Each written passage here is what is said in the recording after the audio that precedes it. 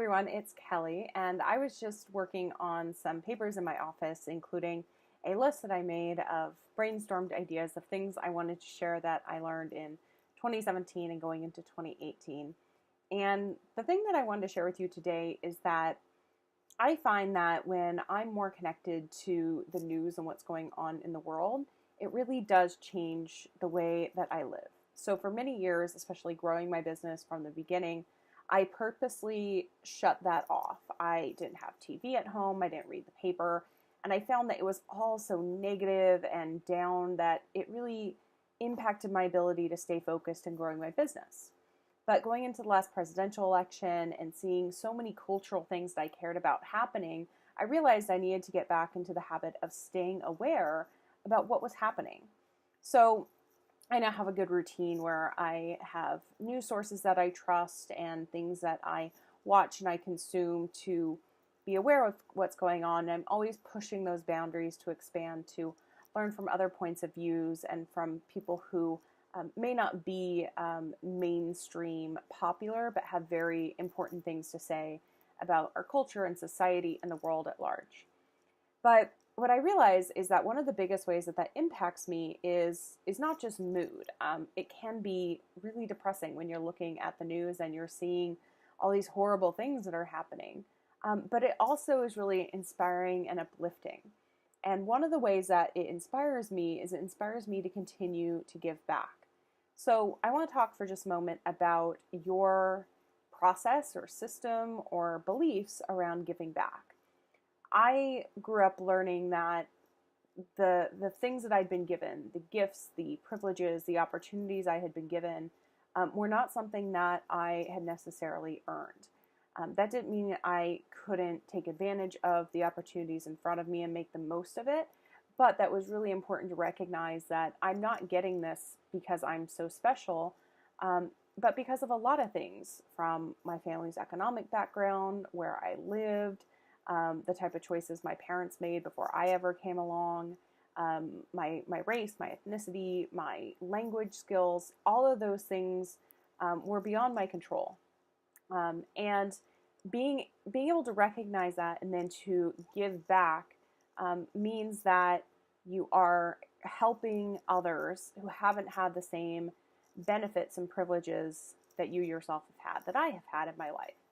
And I think it's really hard for people to talk about this. Absent discussions about race and privilege, it's really hard to say, I'm really lucky to be where I am today. I know personally, I'm very lucky that my parents worked hard, and because they, for the most part, had very stable jobs with good income, despite the fact that we lived in a high cost of living area, they were able to save and afford to send me to college. And I left college with very little student loan debt. And that's something that I didn't earn. I didn't earn being born to parents who could afford to send me to college.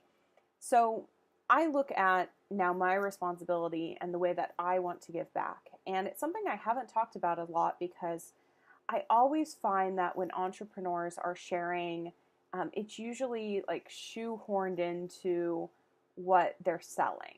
So they'll be like, buy my overpriced, totally unrealistic program that won't help you at all, and I'll give 5% to some charity. And then they spend 20 minutes talking about how charitable they are. That never sits well with me. I am a big fan of really doing those things in private and knowing that the help that I'm giving is reward enough. So what I did want to share is kind of how I'm thinking about it these days. One is that when you watch the news and you're just like, oh my gosh, the world is screwed, it can lead to overwhelm because you think there's so many problems in the world. So it does help, at least to me, to narrow focus on where I can make a difference.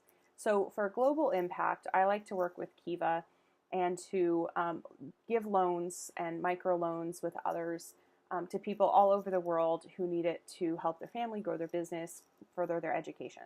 And I look for diversity in those. Usually when I'm looking to recycle my loans and fund new projects, I also look for people who are, getting down to the last few days of their basically fundraising, and they just need a little bit to put them over the edge to make sure that they feel really good going into their project.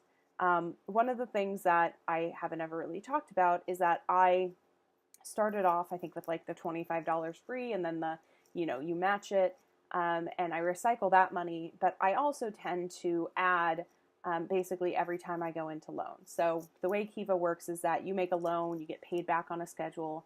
They notify you when you've been paid back and you have money, and then you have the choice. You can withdraw the money and put it back in your bank. You can donate the money to Kiva to help them run their organization, or you can make a new loan. So pretty much every time I make a new loan, I try to add more to it. And then I add a little bit extra if I've started working with a new client, or just based on how well financially my business is doing.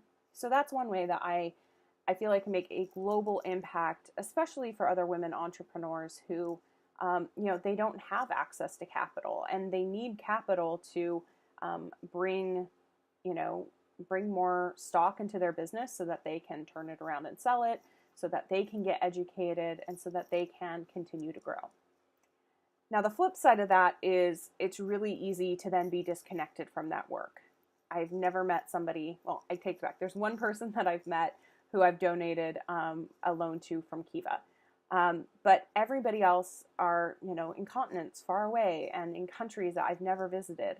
And even if I did go there, being able to connect with them might be really difficult. So I wanted to make sure that in addition to donating on a global level to help people who were not just outside my door, I was also connecting on a personal basis locally. And the way that I've started to do that and kind of reimagine doing that is in a volunteer role that's different from what I first assumed. I first assumed it would be, volunteering for things that I enjoyed. I used to volunteer a lot with the Alzheimer's Association. When I worked a desk job, their Sacramento office was just down the street from my work. So a few days a week, I would go over there on my lunch hour and volunteer, do some hours after work. It's harder to find things in the town I'm in now that really align and would line up with what I do. So currently, for the past year, I am doing a sewing project where I sew handmade burp rags for a charity that helps underprivileged mothers who are in their pregnancy and they need some extra support. And they're able to get that from this organization, counseling, classes, and then a gift before they go into the hospital, including these burp rags. And the other thing I do is I'm connecting with other people who have a struggle in their business and offering my time to help them figure that out. So currently on board is a nursing home, and the director of activities is going to be working with us to create some structure around their planning and their communications with the rest of the staff. And then I'm also working with a small business owner who has a kind of two-man construction company and is starting to feel the physical effects of that hard labor and needs to get some systems set up in order to keep the business running longer term. So those are things that I think it's really easy for me to see those opportunities, but it's much harder to put yourself out there and to make a difference at the local level, to make the drive, show up for the appointment, make the offer, talk to people about how you can help them. And for me, tying that back into our mission at She's Got Systems and what I want to do in the world. In some ways, it's just a lot easier to transfer some money to Kiva and it gets sent to someone who you'll never meet.